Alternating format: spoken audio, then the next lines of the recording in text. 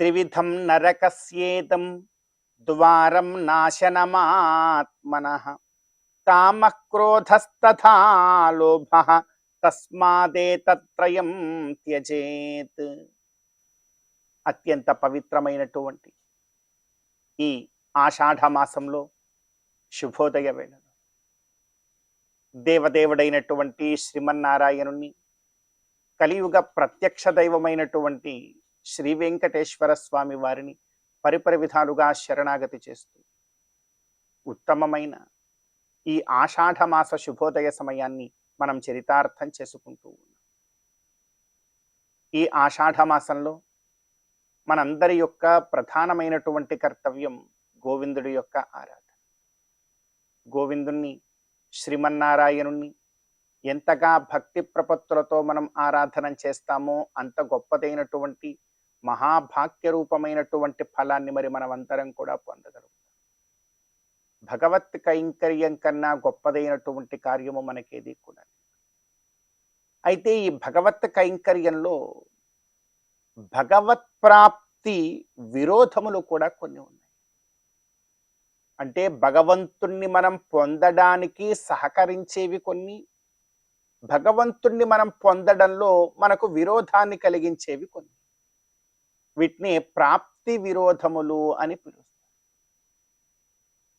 ప్రాప్తిని కలిగించేవి భక్తి ప్రపత్తులు, వీటిని అర్థపంచక జ్ఞానము అంటారు.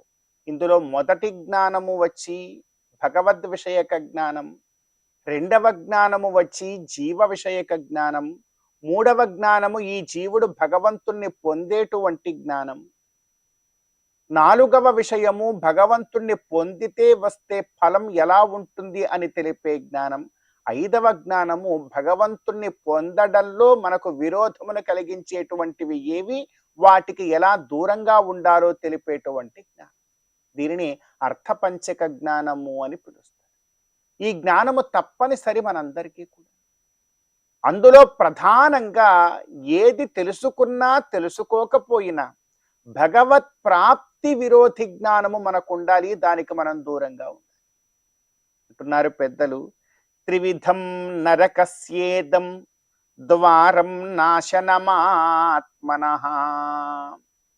ఆత్మనః నీ యొక్క జీవాత్మకు నాశరూపమైనటువంటి దుఃఖములను కలిగించేటువంటిది, నరకద్వారమును నిన్ను చేర్చేటువంటివి ఒక 3 ఉన్నాయి నాయన, వాటికి దూరంగా ఉండాలి.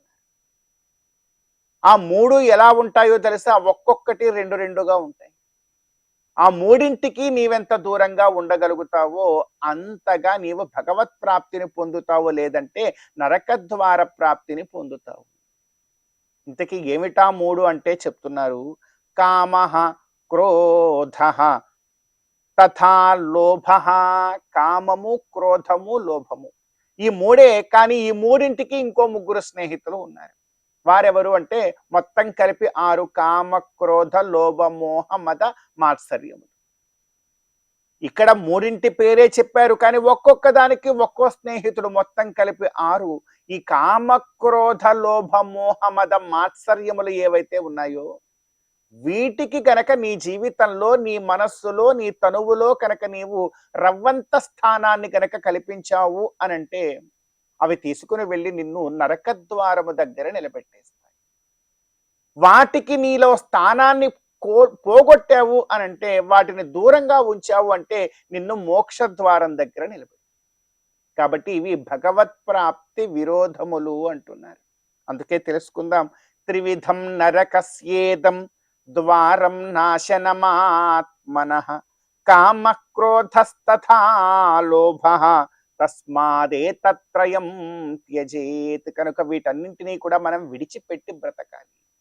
మరి వీటన్నింటినీ కూడా విడిచిపెట్టి భగవత్ ప్రాప్తి భక్తి విరోధి రహితుండనై భగవత్ ప్రాప్తి వైపుకు మనం అందరం కూడా పయనించగలిగేటువంటి భాగ్యాన్ని ఇమ్మని ఆ గోవిందుణ్ణి మనసారా మనం అందరం కూడా కోరుకుంటూ ఈనాటి తిథివార నక్షత్రాలలో ఉండేటువంటి తత్వాన్ని కాస్త మన జీవితానికి అన్వయించుకునే ప్రయత్నం చేద్దాం. ఈ రోజున ఆగస్టు 7వ తేదీ ఆషాఢమాస కృష్ణపక్ష నవమి తిథి. ఈ రోజున నవమి తిథికి అధిదేవత దుర్గా అమ్మవారు. ఈ రోజున దుర్గా అమ్మవారి యొక్క ఆరాధనం మనకు జీవితంలో చక్కనైనటువంటి క్రాంతిని కలగజేస్తుంది. అదేవిధంగా ఈ రోజున నక్షత్రము కృత్తికా నక్షత్రము. ఇది అగ్నిదేవతాకమైనటువంటి నక్షత్రం. ఈ రోజున అగ్న్యారాధనము మనకు మేధోశక్తిని ఇస్తుంది. అదేవిధంగా ఈ రోజున వారము శుక్రవారం.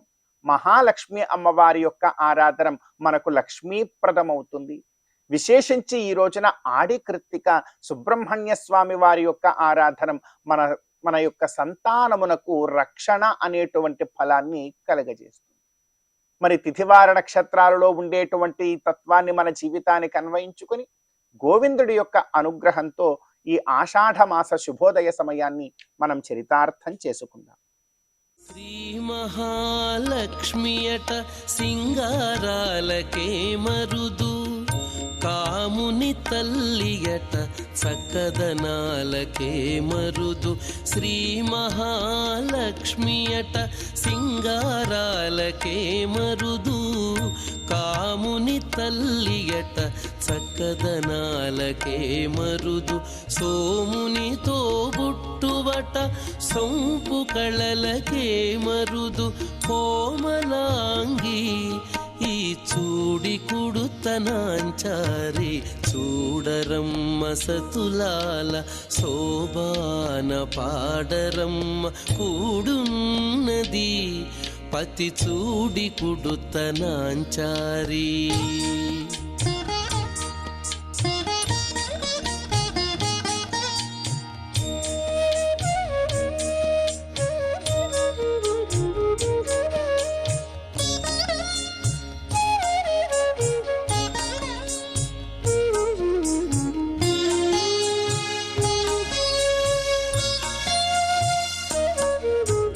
కలశాబ్ది కూతురట గంభీరాలకే మరుదు, కలపలోకమాతయట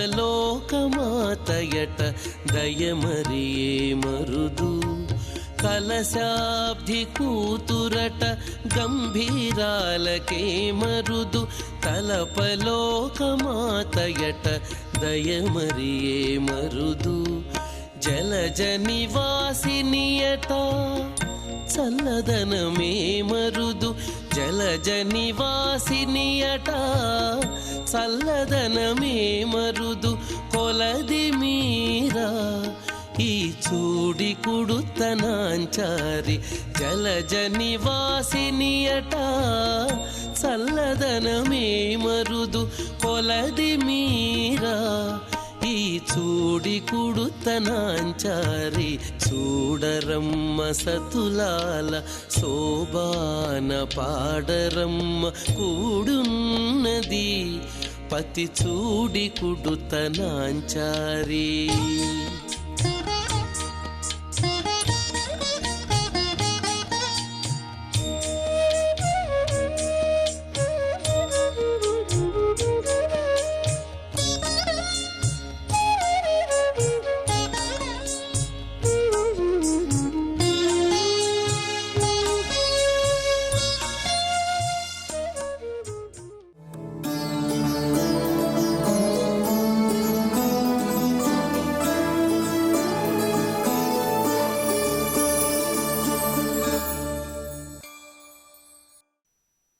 కమప్యనపదిం వందే కరుణావరుణాలయం వృషశైలతటస్థానాం స్వయం వ్యక్తిముపాగతం. ఈ శుభోదయం వేళ శ్రీవారి అనే కార్యక్రమంలో మనం ఈనాడు శ్రీ వెంకటేశ్వర స్వామివారి యొక్క వక్షస్థలంలో వేంచేసి ఉన్నటువంటి అమ్మవారి వైభవ విషయాన్ని తెలుసుకునే ప్రయత్నం చేద్దాం. భగవంతుడు భక్తుల్ని అనుగ్రహిస్తూ ఉన్నాడు. మనం అనుకుంటాం భగవంతుడే మనల్ని అనుగ్రహిస్తూ ఉన్నాడు, కానీ వాస్తవంగా భగవంతుని యొక్క ఆ హృదయ కమల వాసిని అయినటువంటి అమ్మ భగవంతుణ్ణి అనుగ్రహింపజేస్తుంది. మనల్ని అందరినీ కూడా అనుగ్రహింపచేసేది ఎవరు అంటే అమ్మవారు. అది తెలుసుకోవాలి మనం. వెంకటేశ్వర స్వామి అనుకుంటే అలాగే శ్రీనివాసుడే మనల్ని అనుగ్రహిస్తున్నాడు. ఆ వైభవాన్ని యామునాచార్యుల వారు తమ యొక్క కాంతా చతుశ్లోకలో తెలియజేస్తూ యస్యాస్తే మహిమానమాత్మనైవ త్వద్వల్లభోపి ప్రభుః నాలమ్మాతు మియత్తయా నిరవధిం నిత్యానుకులం స్వతః తాం త్వాం దాసయితి ప్రపన్న ఇతి చ స్తోష్యామ్యహం నిర్భయః లోకైకేశ్వరి లోకనాథ దిగితే దాంతే దయాంతే విదన్నే. అమ్మవారిని ఇలా సంబోధిస్తున్నారు, లోకైకేశ్వరి లోకనాథ దిగితే. అంటే ఈ లోకానికి అంతటికీ కూడా ఈశ్వరి. ఈశ్వరీగుం సర్వభూతానాం త్వాభిహోపక్వయే శ్రియం వేదం చెప్తుంది. భగవంతుడు ఈశ్వరుడైతే, ఈశ్వరుడు అంటే నియామకుడు అని అర్థం. ఈశ్వరుడు అంటే పాలించువాడు అని అర్థం. సర్వ జగత్తునంతా కూడా పాలించేవాడు ఎవరు అంటే శ్రీమన్నారాయణ. అందువల్ల ఈశ్వరు అతడు, సర్వేశ్వరో హరి అన్నారు. అటువంటి స్వామివారికి ధర్మమహిషి, ధర్మపత్ని ఈవిడ, దివ్య మహిషి అమ్మ. అందువల్ల ఈశ్వరీగం సర్వభూతారామనదిగా లోకైకేశ్వరి లోకనాథ దయితే, ఆ లోకనాథుడి యొక్క దయిత అయినటువంటి అమ్మ దయాంతే విధ, నీ యొక్క దయ కొరకు మేమందరం కూడా సిద్ధంగా ఉన్నాం, కాచుకుని ఉన్నాం అన్నారు. ఒక్క విషయం, భగవంతుడి యొక్క స్వరూప రూప గుణ వైభవాన్ని మనం తెలుసుకోగలమా? మనం వర్ణించగలమా? అందుకే వేదములు వెళ్ళాయి.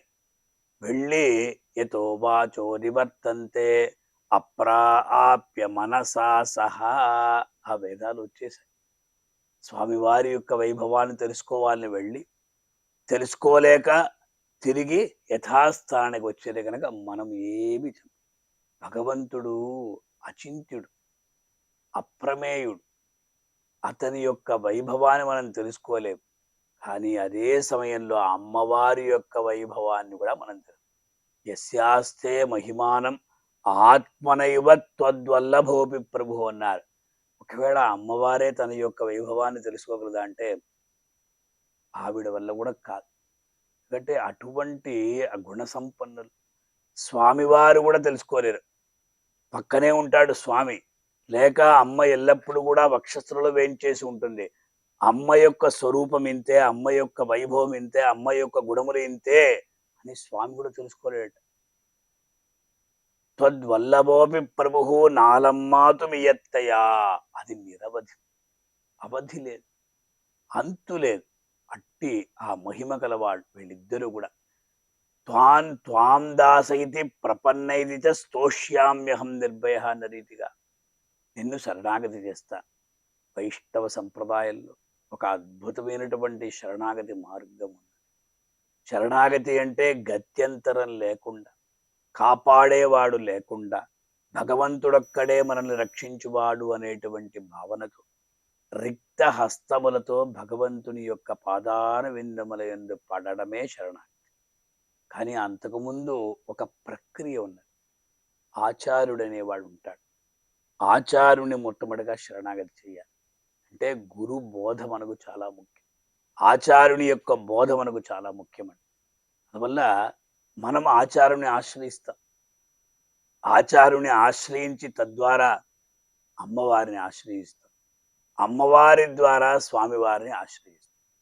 ఈ ప్రకారంగా ఈ ప్రక్రియ ఉంటుంది కనుక మనకు ఆచార్యుడు ప్రధానభూతుడుగా ఉంటాడు. ఆచినోతి శాస్త్రార్థాన్ ఆచార్యే స్థాపయత్యపి స్వయం ఆచరతే యస్మాత్ తస్మాత్ ఆచార్య ఉచ్యతే అన్న రీతిగా ఆ ఆచార్యుడు మనల్ని అందరినీ కూడా అమ్మవారి దగ్గరికి తీసుకుని వెళ్తాడు. అమ్మ మనల్ని అందరినీ కూడా అయ్యవారి దగ్గర తీసుకుని వెళ్తుంది కనుక అమ్మవారు ఘటకురాలుగా ఉంటుంది. ఆచార్యుడు స్వామి మధ్యలో అమ్మ ఉంటుంది. ఆచార్యుడు అమ్మవారిని చెప్తాడు, తెలియజేస్తాడు. ఈ జీవుడు వచ్చాడు, నన్ను ఆశ్రయించాడు, ఎలాగైనా అతనికి మోక్షం కావాలి అంటే అమ్మ దానికేమి, నేను చెప్తాను, నేను చేయిస్తానని చెప్తుంది. ఆచార్యుడు అమ్మ పైన భారం పెట్టేస్తాడు. అమ్మ స్వామివారి దగ్గర భారం పెట్టేసి వీళ్ళని కాపాడాలని చెప్తున్నాడు. ఈ ప్రకారంగా ఈ ప్రక్రియ ఉంటుంది కనుక త్వాం దాసగితి ప్రపన్న ఇది చ స్తోష్యామ్య, అందువల్ల నేను నిర్భయంగా భయం లేకుండా స్తోత్రం చేస్తున్నా.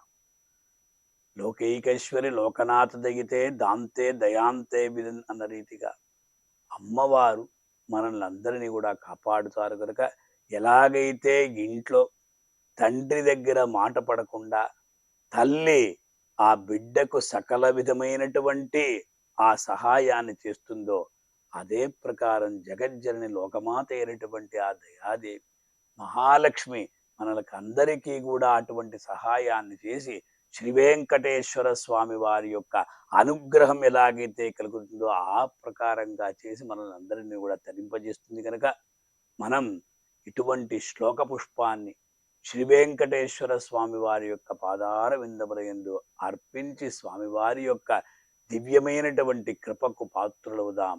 ఓం నమో వెంకటేశాయ. అమరవందితయట అట్టే మహిమయే మరుదు, అమృతము చుట్టమట ఆనందాలకే మరుదు. అమరవందితయట అట్టే మహిమయే మరుదు, అమృతము చుట్టమట ఆనందాలకే మరుదు.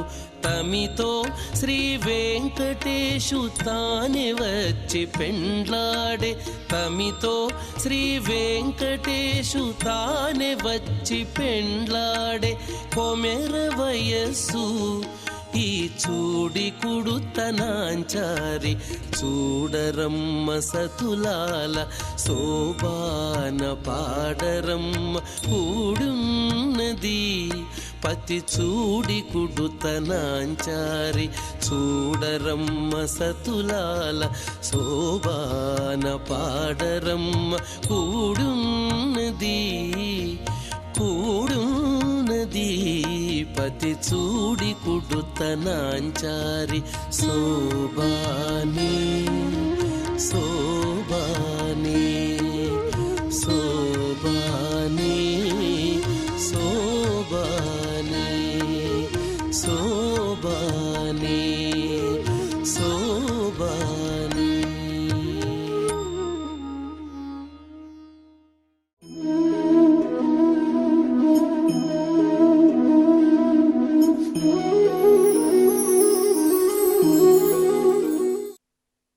ధర్మార్థ కామమోక్షాఖ్యం యైచ్చే శ్రేయ ఆత్మనః ఏకం హ్యేవ హరేస్తత్ర కారణం పాదసేవనం. ఈ సృష్టిలో 84 లక్షల జీవరాశులు ఉన్నాయని వాంగ్మయం చెబుతూ ఉన్నది, పెద్దలు చెప్పారు. అన్ని జీవరాశులలో కూడా ఉత్తమోత్తమ జన్మ మానవ జన్మ.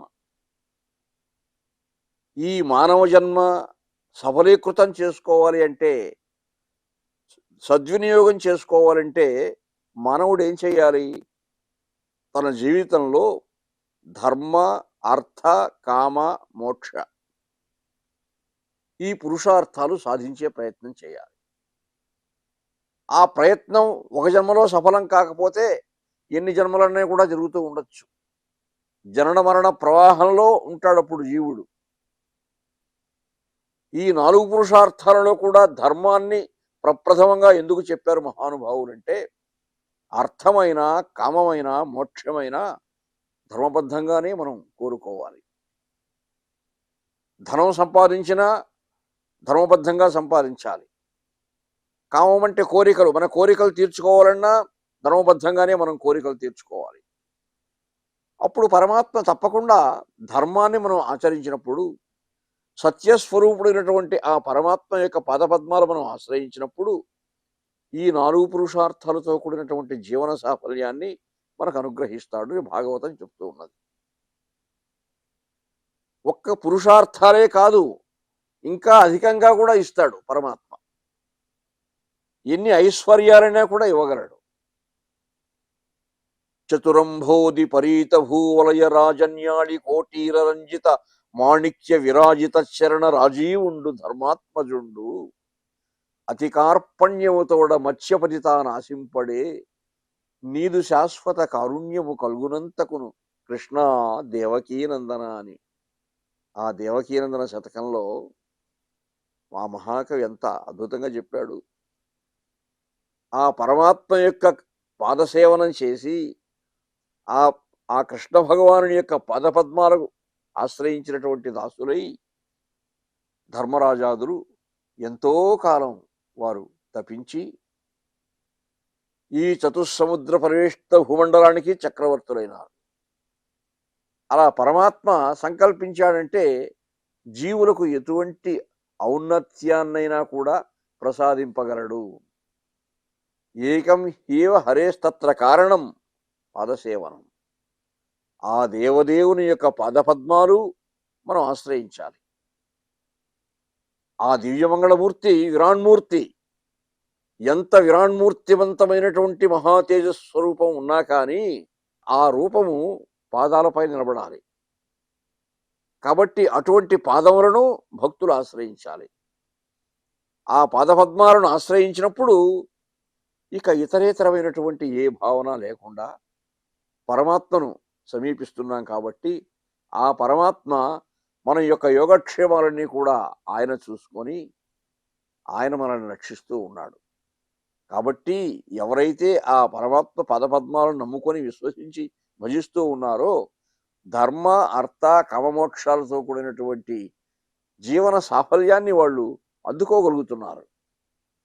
మన జీవితంలో ధర్మం ఆచరించలేదనుకోండి, అడ్డదుడ్డంగా ధనం సంపాదించాలని అనుకున్నాం అనుకోండి, దుర్మార్గంగా కోరికలు తీర్చాలనుకున్నాం అనుకోండి, అటువంటి జీవుడు ఎప్పటికీ కృతార్థుడు కాలేడు. తాత్కాలికంగా వాడికి కొంత ఆనందం కలిగితే కలగచ్చుగాక, ఆ ఆనందం శాశ్వతం కాదు. ఎత్తదగ్రే విషమివ పరిణామే అమృతోపం తత్సుఖం సాత్వికం ప్రోక్తం ఆత్మబుద్ధి ప్రసాదయం. మన అంతరంగాన్ని పరవశింపజేసే ప్రసాదభాజనమైనటువంటి ఏ సాత్విక సుఖమైతే ఉందో, ఆనందమైతే ఉందో దాన్ని మనం కోరుకోవాలి. అది ఎలా ఉంటుందంటే ఎత్తదగ్రే విషమివ, ప్రారంభంలో విషతుల్యంగా ఉంటుంది, పరిణామే అమృతోపమం, పరిణామంలో అమృతంలాగా ఆనందం కలిగిస్తుంది. అదే భగవత్ సేవ కూడా. మనం ధ్యానం చేసినా కొంత సమయం వెచ్చించాలి, సంకీర్తనం చేసినా కొంత సమయం వెచ్చించాలి. అలాగే ఆ పాదపద్మాలను ఆశ్రయించాలి, ఆ పాదపద్మాలను మనస్సులో స్మరించుకుంటూ ఉండాలి. శ్రీ వెంకటేశ్వర స్వామి వారి సన్నిధికి మనం వెళ్ళామంటే ఆ పాదపద్మాల ముందు మనం చూసే ప్రయత్నం చేస్తాం. ఎక్కడి నుంచో గరుడాళ్వారి నుంచి చూసుకుంటూ పోతూ ఉంటాం. మనకు కిరీటం కనిపిస్తుంది, స్వామి వక్షస్థలంలో అమ్మవారు కనిపిస్తారు, కటివరద హస్తాలు, శంఖచక్రాలు కనిపిస్తాయి. కానీ ఆ పాదాలకు తులసి ఆచ్ఛాదనమై ఉంటుంది, తులసితో కప్పి ఉంటారు. కాబట్టి ఆ తులసిని చూస్తే పాదాలను చూచినట్టే. ఆ పాదాలను ఆశ్రయించినప్పుడు ఆ పరమాత్మ మీకు సమస్త సుఖాలని, పురుషార్థాలతో కూడినటువంటి జీవన పురోగమన వైభవాన్ని, ఐశ్వర్యాలను కూడా ఇస్తూ ఉన్నాడని భాగవతం చెప్తూ ఉంది. అది మనం ఆచరించాలి, అనుభవంలో కూడా తెచ్చుకోవాలి. తప్పకుండా ఆ పరమాత్మ అనుగ్రహిస్తాడు అనే ప్రగాఢ విశ్వాసంతో మనం ఆ పాదపద్మాలను విశ్వసించి సేవించాలి.